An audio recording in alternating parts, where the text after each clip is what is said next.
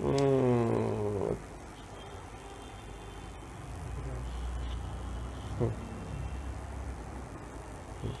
শিক্ষার্থী বন্ধুরা, হ্যাঁ, উপরের ছবিগুলোর মাধ্যমে কি বুঝতে পারছো? দেখো তো, স্ক্রিনে বেশি আসা 3টি ছবি আছে। একটি ছবি, এই ছবিটার এখানে এই দিক দিয়ে 4 কানি দিয়ে এইভাবে সিলেকশন করা আছে। এইটার আবার সিলেকশন করা নাই, এদিকে একটু করা আছে। আর এটা সুন্দর গোল হয়ে কেটে গেছে। এটার নাম হলো, এই একটা টুলস। এই টুলসের কাজই হইল ছবিকে বিভিন্ন ডিজাইন করা। এই বিষয়টি কি তোমরা কিছু বুঝতে পারছো? এখানে এই অবস্থা, এই ছবিটা এখানে এই অবস্থা, ওখানে যে হয়ে গেল আরেক অবস্থা। সিলেকশন টুল এবং মুভ টুল পরিচিতি দেখো, তোমার পাঠ্য বই থেকে পৃষ্ঠা ৭৯ থেকে এটুকু তুলে দেওয়া হয়েছে। এটুকু একটু তোমরা পড়ে নাও।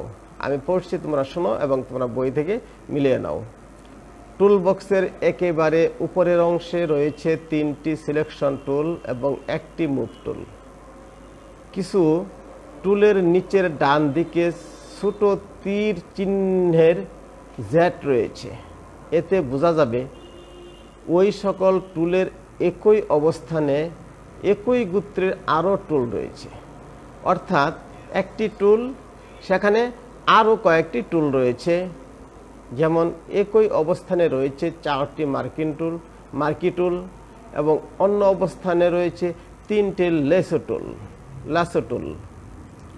টুলের উপর মাউস পয়েন্টার স্থাপন করলে টুলের নাম প্রদর্শিত হবে।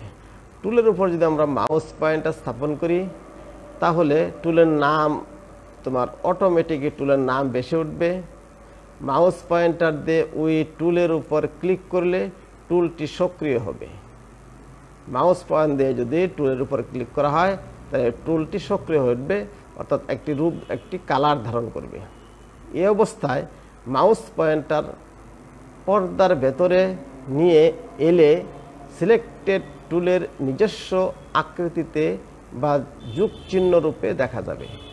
এরপর যদি ওখানে ক্লিক করে যখন মাউসটা যদি আমরা ল্যাপটপের বা কম্পিউটারের পর্দায় নিয়ে আসি, স্ক্রিনে নিয়ে আসি, তখন দেখা যাবে যে একটা যুগ চিহ্নের মতো যুগ চিহ্নের রূপ দেখা যাবে। সিলেকশন টুলের মধ্যে মার্কি টুল দিয়ে চতুষ্কোণ ও বৃত্তাকার সিলেকশন এবং অবজেক্ট তৈরি কাজ করা যায়। প্রিয় শিক্ষার্থী বন্ধুরা, গভীরভাবে লক্ষ্য করে দেখো, সিলেকশন টুলের মধ্যে খেয়াল করবে, সিলেকশন টুলের মধ্যে মার্কি টুল দিয়ে চতুষ্কোণ ও বৃত্তাকার সিলেকশন এবং অবজেক্ট তৈরির কাজ করা যায়। শিফট বোতাম চেপে রেখে রেক্ট্যাঙ্গল মার্ক টুল ড্র্যাগ করলে নিখুঁত বর্গ এবং শিফট বোতাম চেপে রেখে ইলিপ্টিক্যাল মার্ক টুল ড্র্যাগ করলে নিখুঁত বৃত্ত সিলেকশন তৈরি হবে। অল্টার বোতাম চেপে ড্র্যাগ করলে কেন্দ্রবিন্দু থেকে শুরু হয়ে চতুর্দিকে বিস্তৃত হয়ে বর্গ অথবা বৃত্ত সিলেকশন তৈরি হবে। এরপর প্রিয় শিক্ষার্থী বন্ধুরা, সিলেকশন স্থানান্তরিত করা। রেক্ট্যাঙ্গল মার্ক টুল এর সাহায্যে চতুষ্কোণ বিশিষ্ট সিলেকশন রেখা তৈরি করার পর মাউস থেকে আঙ্গুল তুলে নিলে পর্দায় চতুষ্কোণ বিশিষ্ট সিলেকশন রেখে ভাসমান অবস্থায় থাকবে। সিলেকশন রেখা ভাসমান অবস্থায় থাকবে। মাউস পয়েন্টার সিলেকশনের ভেতরে নিয়ে গেলে মাউস পয়েন্টারের নিচের দিকে ছোট একটি আয়তাকার আইকন দেখা যাবে। এই অবস্থায় মাউসে আঙ্গুলের চাপ রেখে ভাসমান সিলেকশনকে ড্র্যাগ করে যে কোনো স্থানে সরিয়ে নেওয়া যাবে। সিলেকশন ভাসমান থাকা অবস্থায় সিলেক্ট মেনুর ডিসেলেক্ট কমান্ডে সিলেক্ট করলে অথবা সিলেকশনের বাইরে মাউস পয়েন্টার ক্লিক করলে সিলেকশন চলে যাবে। ডিসেলেক্ট যদি করা হয়, অর্থাৎ তোমার যদি আমরা সিলেকশন ভাসমান থাকা অবস্থা মানে সিলেক্ট থাকা অবস্থায়, হ্যাঁ, ডি যদি আমরা সিলেক্ট করি অর্থাৎ ডিতে চাপ দেই তাহলে সিলেকশন চলে যাবে। তাহলে প্রিয় শিক্ষার্থী বন্ধুরা, সিলেকশন টুল এবং মুভ টুল পরিচিতি এবং সিলেকশন স্থানান্তর বা সিলেকশন কিভাবে এক স্থান থেকে আরেক স্থানে নিয়ে যাওয়া যায় এবং সিলেকশন কিভাবে ডিলিট করা হয় এই বিষয়ে তোমরা জানতে পারলে। সামনে চলো প্রিয় শিক্ষার্থী বন্ধুরা, সামনে চলো। এখন আমরা সিলেকশন মার্কি টুল নিয়ে আলোচনা করব। স্ক্রিনে বেশি ওটা দেখো, এই যে দেখো আমি স্ক্রিনে আমি মাউস পয়েন্ট ঘোরাচ্ছি, এখানে এই জায়গায় এই যে চার কোণা বিশিষ্ট একটি চিহ্ন, এখানে মাউস পয়েন্ট রেখে রাইট বাটনে ক্লিক করলে, এখানে রাইট বাটনে ক্লিক করলে এই চারটি টুল প্রদর্শিত হবে।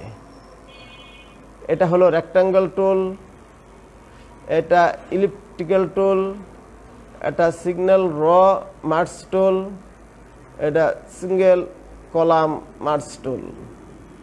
এই চারটি এই জায়গায় ক্লিক করলে, রাইট বাটনে ক্লিক করলে এই চারটি টুল প্রদর্শিত হবে। এই চারটি টুলের নাম, প্রথমটি হলো রেক্ট্যাঙ্গল মার্জ টুল, মার্ক টুল, রেক্ট্যাঙ্গল মার্ক টুল, ইলিপ্টিক্যাল মার্ক টুল, সিঙ্গেল র মার্ক টুল, সিঙ্গেল কলাম মার্ক টুল। এ ব্যাপারে আমরা আরো সামনে বিস্তারিত জানতে পারবো। হ্যাঁ, লক্ষ্য করে দেখো, এই যে লাল চিহ্নিত এই জায়গায় রাইট বাটন ক্লিক করলে এই চারটি টুল প্রদর্শিত হবে। অ্যাডোবি ফটোশপে যে টুলটিতে ক্লিক করে বিভিন্ন টুল নির্বাচন করে কোনো অবজেক্ট বা অবজেক্টের অংশ বিশেষ সিলেক্ট করা হয় তা হলো সিলেকশন মার্কিং টুল। অর্থাৎ সিলেকশন মার্কিং টুলটা কি? একই গোত্রে বা এরই ভিতর এই সিলেকশন মার্ক টুলের মধ্যে আরো চারটি মার্ক টুল রয়েছে। যে চারটি মার্ক টুল এই লাল তোমার আয়তক্ষেত্র দিয়ে এটা সিলেকশন করা হয়েছে, এর ভিতরে এই চারটি টুল রয়েছে। যদি এখানে রাইট বাটন ক্লিক করা হয় তাহলে এই চারটি টুল প্রদর্শিত হবে।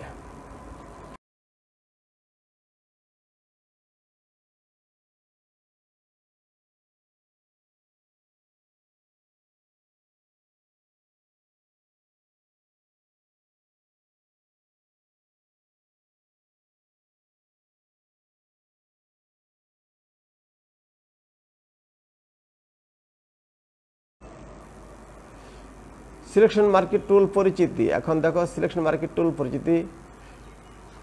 এই প্রথম এই চিহ্ন, এটা হইল রেক্ট্যাঙ্গল মার্ক টুল।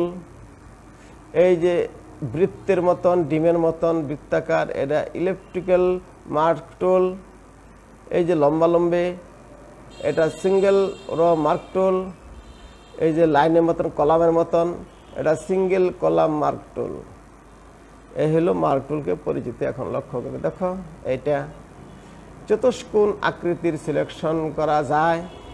যদি চার কোণাকোণিভাবে চতুষ্কোণ বিশিষ্ট যদি কোনো কিছু আমরা সিলেকশন করতে চাই তাহলে আমরা এই টুলটি ব্যবহার করতে পারি। আর যে গোল আকৃতিতে কোনো কিছু সিলেকশন করতে চাই, বৃত্তাকার সিলেকশন করতে চাই, তাহলে আমাদের এই টুলটি ব্যবহার করতে হবে।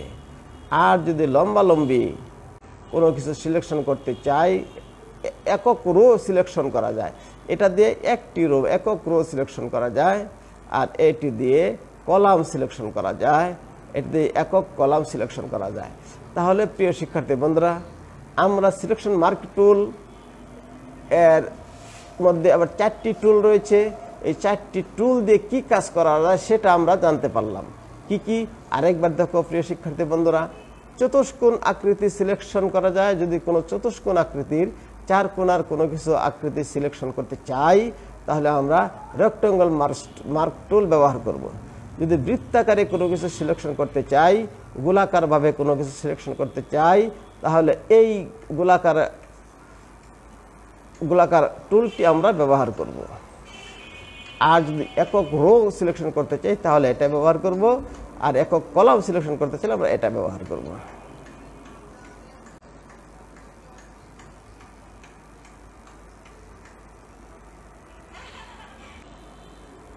হ্যাঁ প্রিয় শিক্ষার্থী বন্ধুরা, স্ক্রিনে বেশি ওঠা একটু লক্ষ্য করে দেখো।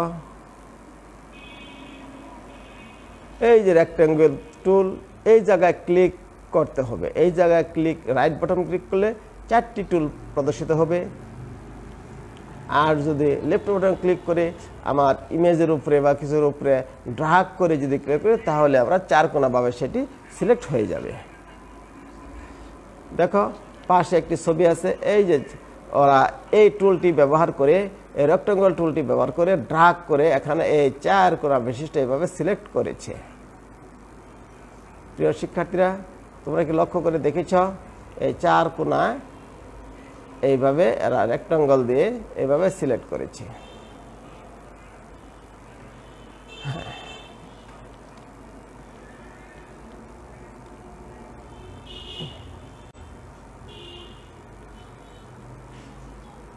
ইলিপ্টিক্যাল মার্কিং টুল, ইলিপ্টিক্যাল এটার নাম ইলিপ্টিক্যাল মার্কিং টুল।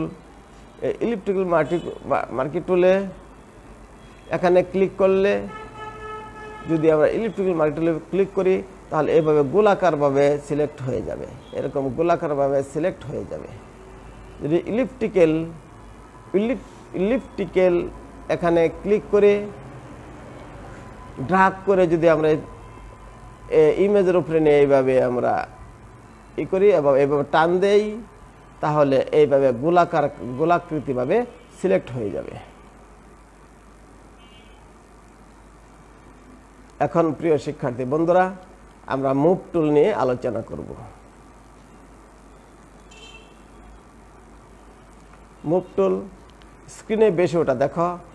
এই যে একটি এরোর মতো চিহ্ন, আবার একটি এই 4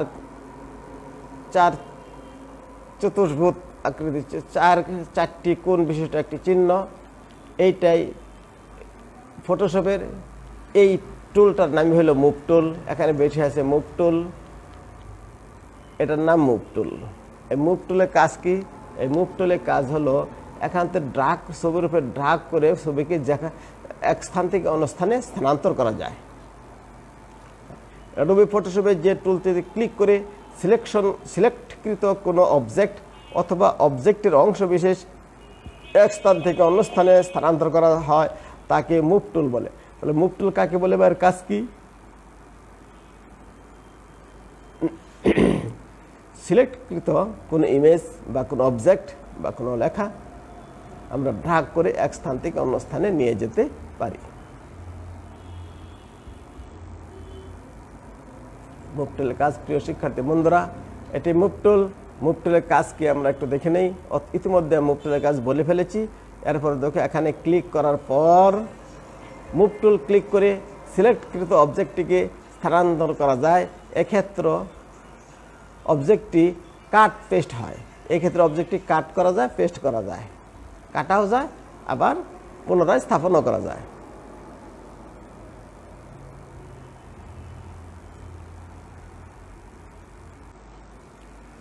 এই ছবিটা আমরা ফটোশপের মার্জ টুল দিয়ে সিলেক্ট করে, ইলিপ্টিক্যাল দিয়ে সিলেক্ট করে এই ছবিটাকে এইভাবে আমরা কেটে এইভাবে গোল করতে পেরেছি। আর মুভ টুলের কাজ হলো এখানে যদি আমি লেফট বাটন ক্লিক করে চাপ দিয়ে ধরে নাড়াচাড়া করি, এভাবে নাড়াচাড়া করি, তাহলে এই ছবিটা আমরা নাড়াচাড়া করা যাবে, এক স্থান থেকে আরেক স্থানে নিয়ে যাওয়া যাবে। এই হলো মুভ টুলের কাজ।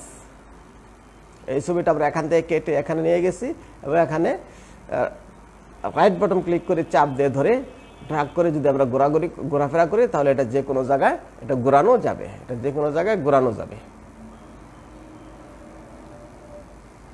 বা এক স্থান থেকে অন্য স্থানে স্থানান্তর। সবাইকে ধন্যবাদ, ভালো থেকো। আগামী ক্লাসের জন্য সবাইকে স্বাগত এবং এই ক্লাস সমাপ্ত।